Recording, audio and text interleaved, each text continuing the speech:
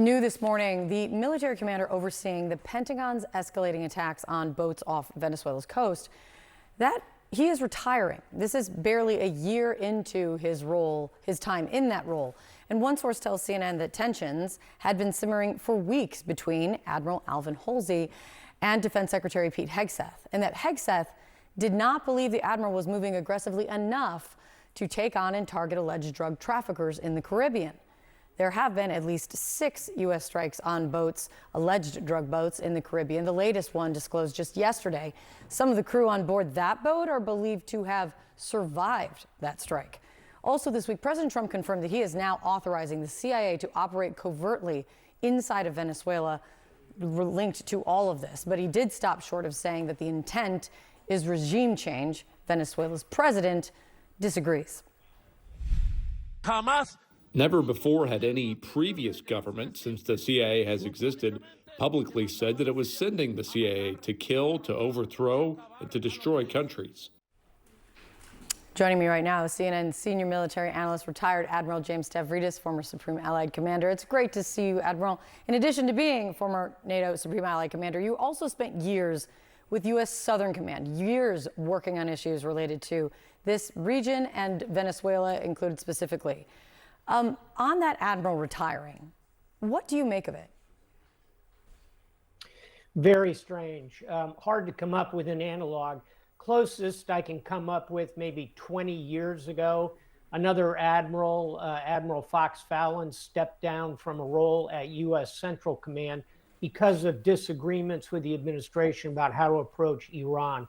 But extremely rare to see a combatant commander, particularly in the middle of military operations, walk away from the job. Kate, I'd say 3 things could be at play here. Number one, he may have personal medical issues, family issues. He doesn't want to share them, but now is the right time for him to step away. Number 2, we've seen Secretary Hegseth push out a lot of senior military leaders, including the former chairman of the Joint Chiefs, the former chief of naval operations. Perhaps he's been pushed out of the role, but in a less public way.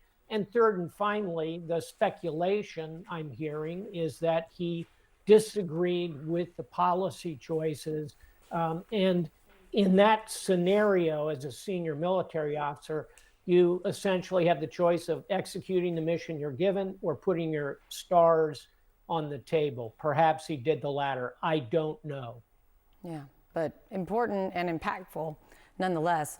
This week also, Admiral, we learned that the president, as I mentioned just a moment ago, he authorized the CIA to conduct covert operations inside Venezuela. He also said that he's considering carrying out land operations on the country.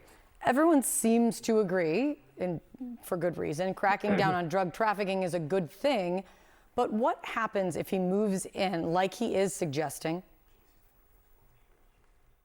Let's start with the forces that are on station right now. They are significant. There are 6 to 8 big warships down there, a couple of thousand Marines and sailors, dozens of those Tomahawk missiles that Vladimir Putin rightfully is quite worried about.